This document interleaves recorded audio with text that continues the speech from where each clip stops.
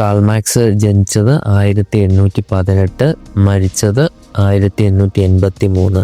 അദ്ദേഹം ഒരു ജർമ്മൻ തിങ്കറായിരുന്നു, അതോടൊപ്പം റൈറ്ററായിരുന്നു. പിന്നെ he was A philosopher, economist, political theorist, sociologist, ഇങ്ങനെ പല പല മേഖലകളിലും അദ്ദേഹം ഉണ്ടായിരുന്നു.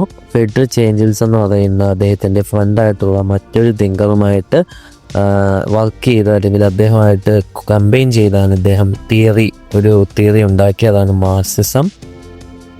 മാർക്സാണ് ക്യാപിറ്റലിസത്തിനെ ക്രിറ്റിസൈസ് ചെയ്യുന്നതിനും അതുപോലെ തന്നെ ഹിസ്റ്റോറിക്കൽ മെറ്റീരിയലിസം എന്ന് പറയുന്ന ഐഡിയ ക്രിയേറ്റ് ചെയ്യുന്നതിനും ഫേമസ് ആയിട്ട് നിന്ന ആൾ.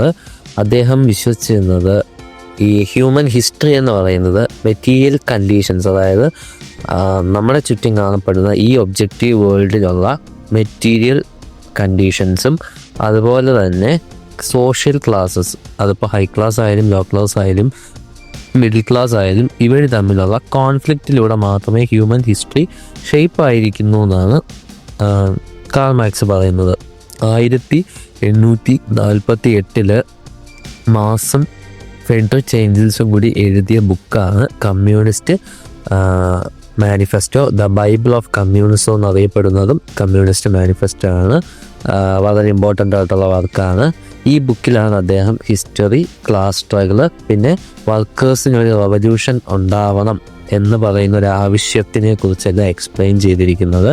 അതോടൊപ്പം അദ്ദേഹം എഴുതിയ മറ്റൊരു ബുക്കാണ് ഡാസ് ക്യാപിറ്റൽ. അതിനകത്ത് എക്കണോമിക് ഐഡിയാസ്, അതായത് സാമ്പത്തിക കാര്യങ്ങളെക്കുറിച്ചാണ് പറഞ്ഞിരിക്കുന്നത്.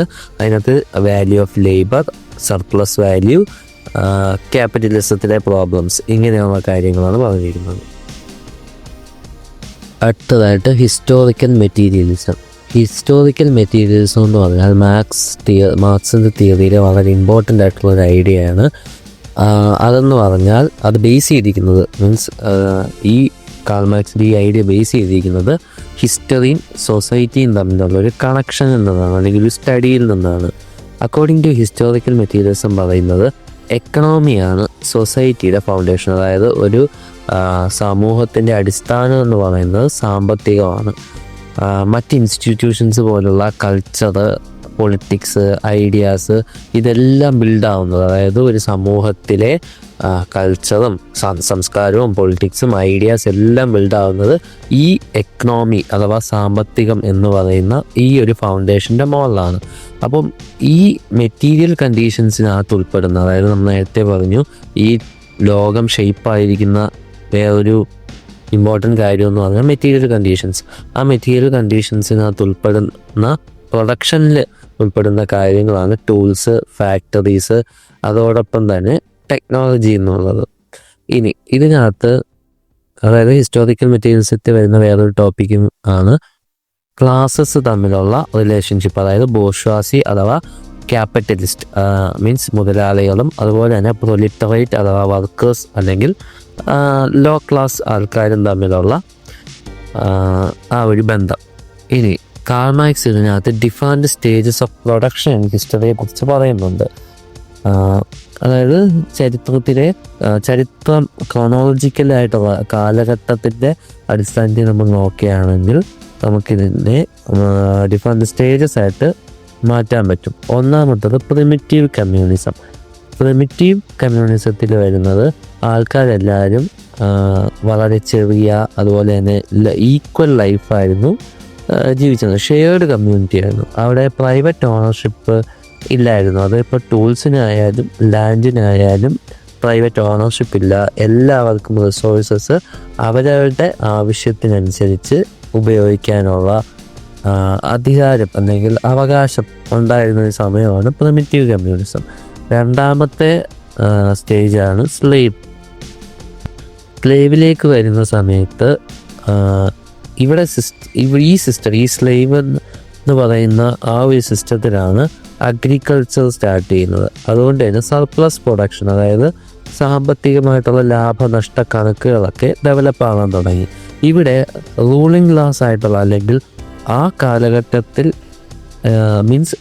കാലഘട്ടത്തിൽ ജീവിച്ചിരുന്ന വ്യക്തികൾ ആരൊക്കെയാണോ അവരിൽ സ്ട്രെങ്ത് ആയിട്ടുള്ള, ഫിറ്റസ്റ്റ് ആയിട്ടുള്ള ആൾക്കാർ ടൂൾസും ലാൻഡും ഒക്കെ ഓൺ ചെയ്യാൻ തുടങ്ങി, ഡോമിനേറ്റ് ചെയ്ത് നിൽക്കുന്ന ആൾക്കാർ.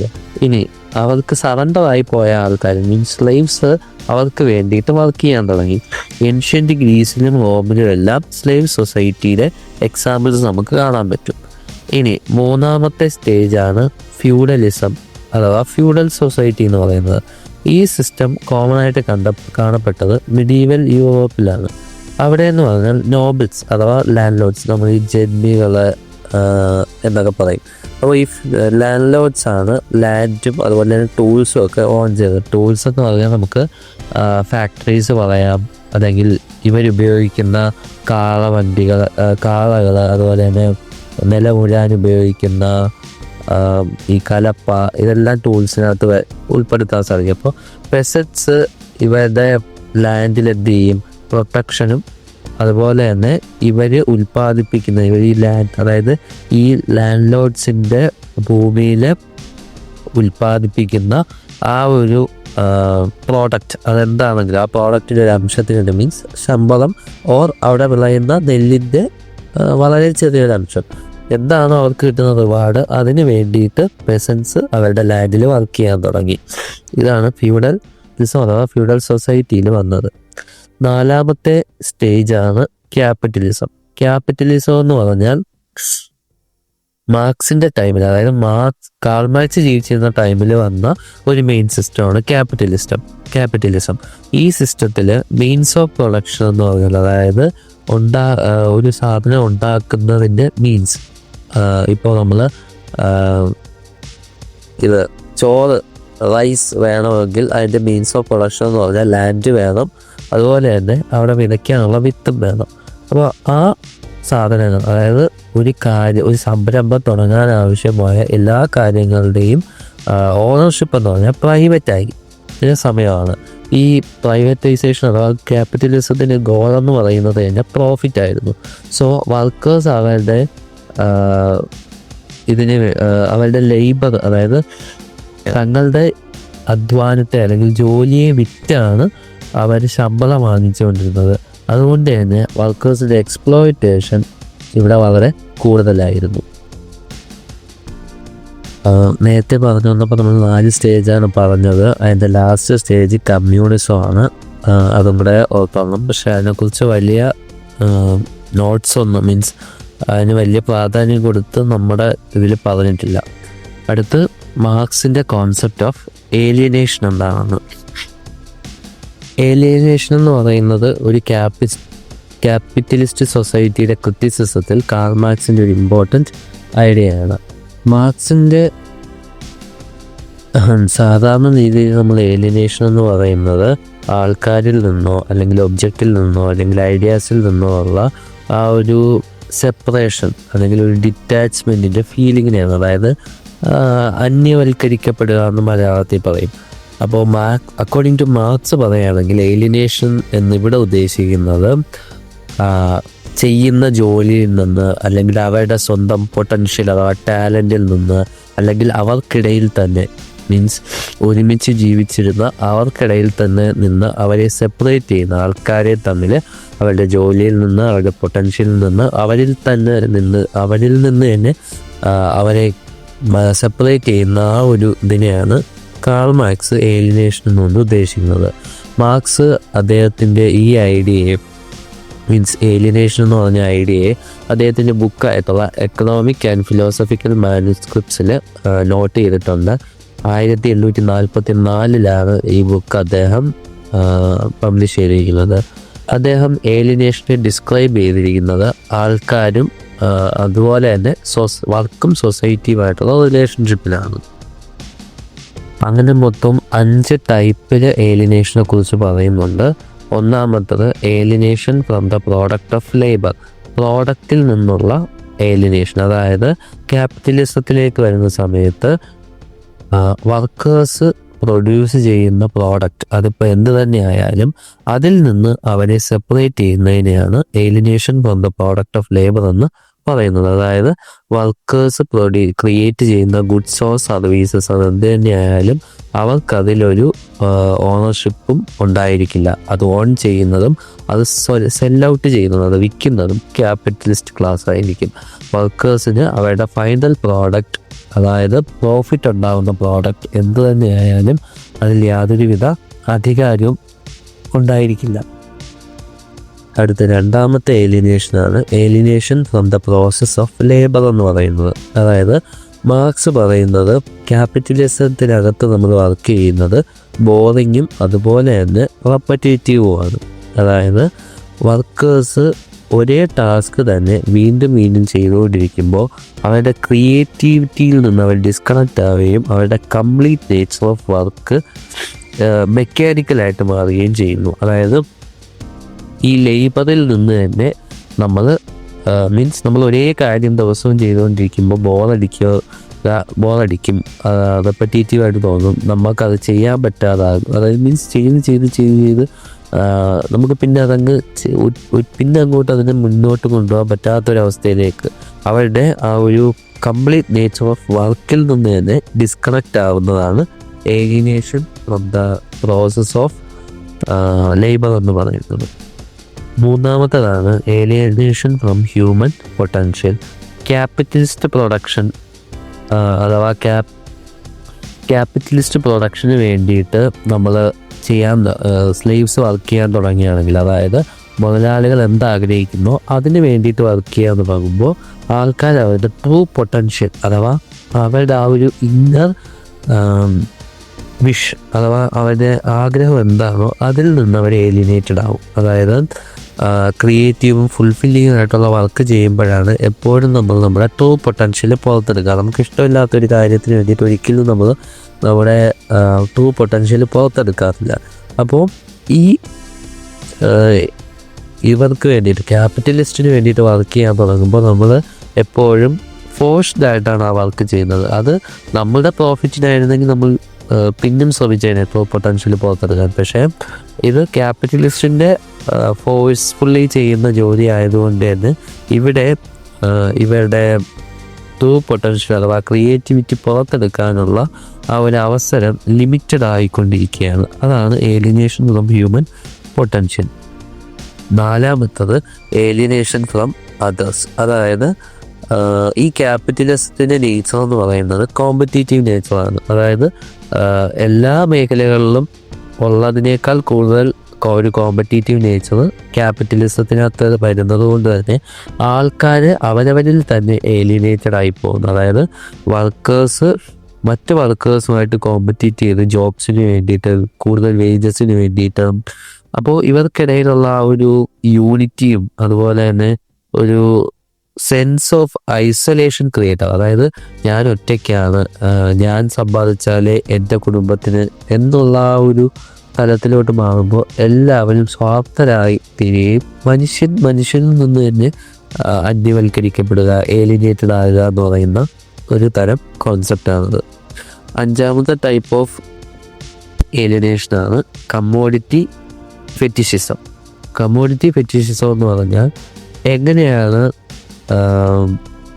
ആൾക്കാർ തമ്മിലുള്ള റിലേഷൻഷിപ്പിനെ ഒബ്ജക്റ്റിഫൈ ചെയ്യുന്നത്, അല്ലെങ്കിൽ ഗുഡ്സ് എക്സ്ചേഞ്ച് ചെയ്യുന്ന സമയത്ത് എങ്ങനെയാണ് അത് ബാധിക്കുന്നത് എന്നൊക്കെ പറയുന്ന, അതായത് വളരെ ചുരുക്കത്തിൽ പറയുകയാണെങ്കിൽ കമ്മോഡിറ്റി ഫെറ്റിസിസം എന്ന് പറയുന്നത് ഒബ്ജക്റ്റ്, ലേബർ, സോഷ്യൽ റിലേഷൻസ് തമ്മിലുള്ള ഒരു കണക്ഷനാണ്.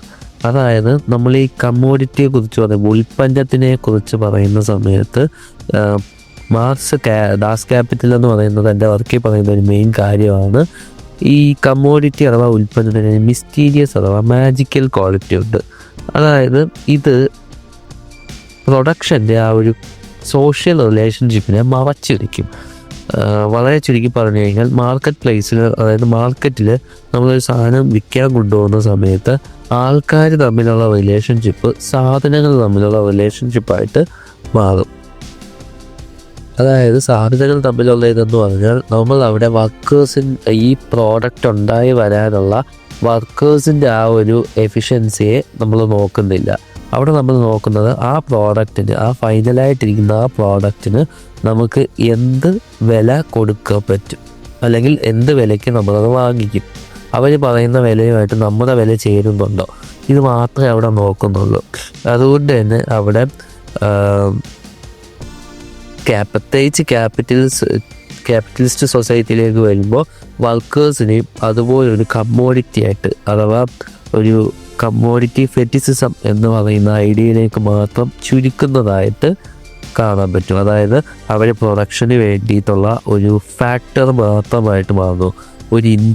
അവരുടെ ഒരു ഇൻഡിവിജ്വാലിറ്റി അവരിൽ നിന്ന് തന്നെ എലിനേറ്റ് ചെയ്തിട്ട് അവരെ വെറും അതായത് നമ്മുടെ ക്യാൻഡിൻ്റെ സെക്കൻഡ് മാക്സിം ഇല്ലേ, അതായത് അവരെ നമ്മുടെ മീൻസിന് വേണ്ടിയിട്ട് യൂസ് ചെയ്യരുതെന്ന് പറയുന്ന ഒരു കാര്യം ഇവിടെ. എന്നാൽ അവരെ നമ്മുടെ മീൻസിന് വേണ്ടിയിട്ട് യൂസ് ചെയ്യുക മാത്രമാണ് ചെയ്യുന്നത്. അപ്പോൾ ഇങ്ങനെ 5 ടൈപ്പ് ഓഫ് ഏലിനേഷൻസ്. ഈ ഏലിനേഷൻ സോഷ്യൽ ഇൻട്രാക്ഷൻസിൽ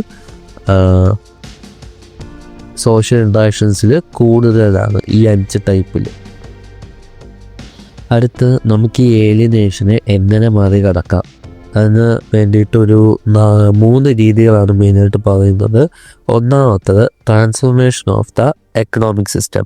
മാർക്സ് ബിലീവ് ചെയ്തിരുന്നത് ക്യാപിറ്റലിസമാണ് ഏലിനേഷനുള്ള മെയിൻ കാരണം.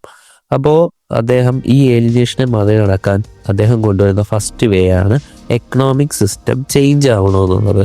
അതായത് നമ്മൾ ക്യാപിറ്റലിസം അഥവാ പ്രൈവറ്റൈസേഷനിൽ നിന്ന് സോഷ്യലിസത്തിലേക്കും കമ്മ്യൂണിസത്തിലേക്കും മാറണം.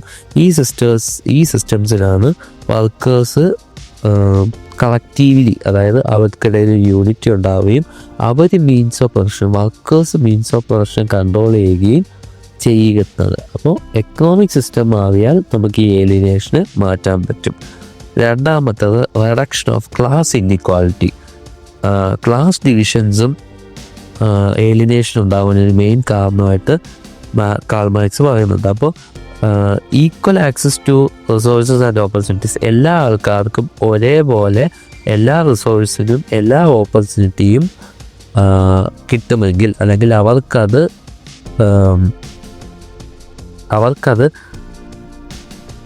ആക്സസ് ചെയ്യാൻ പറ്റുമെങ്കിൽ അവിടെ ഇൻഡിവിജ്വൽസിന് തമ്മിലുള്ള ക്ലാസ് ഡിഫറൻസ് റെഡ്യൂസ് ആവുകയും അങ്ങനെ നമുക്ക് ഏലിനേഷനിൽ നിന്ന് പുറത്തു വരാനും പറ്റും. മൂന്നാമത്തത് എംഫസിസ് ഓൺ ഹ്യൂമൻ ഡെവലപ്മെൻറ്റ്. അതായത് സൊസൈറ്റി പ്രോപ്പർട്ടിയും വെൽത്തും നോക്കി പോകുന്ന ആ ഒരു ഫോക്കസിനെ മാറ്റിയിട്ട്, അതായത് എപ്പോഴും ഇതിപ്പോൾ നമ്മളാണെങ്കിൽ എല്ലാവരും പ്രോപ്പർട്ടിയും വെൽത്ത് ഈ 2 കാര്യങ്ങൾ, അതായത് എക്കണോമിക് സ്റ്റെബിലിറ്റിയെ നോക്കിയാണ് എല്ലാ മനുഷ്യരും പൊയ്ക്കൊണ്ടിരിക്കുന്നത്. അപ്പോൾ അതിൽ നിന്ന് മാറിയിട്ട് ഫോക്കസ് ഹ്യൂമൻ ഡെവലപ്മെൻറ്റിലും വെൽബീയിങ്ങിലേക്കും മാറ്റി കഴിഞ്ഞാൽ അത് ഏലിനേഷനിൽ നിന്ന് പുറത്തു വരാനുള്ളൊരു നമ്മളെ സഹായിക്കും. എഡ്യൂക്കേഷൻ, കൾച്ചറൽ ആക്ടിവിറ്റീസ്, പിന്നെ ഇൻഡിവിജ്വൽ ടാലൻസ് ഇതിനെയൊക്കെ ഡെവലപ്പ് ചെയ്യുക. അതുപോലെ തന്നെ ഫുൾഫില്ലിംഗ് ആയിട്ടുള്ള ലൈഫ്സ് ജീവിക്കാൻ വേണ്ടി ആൾക്കാരെ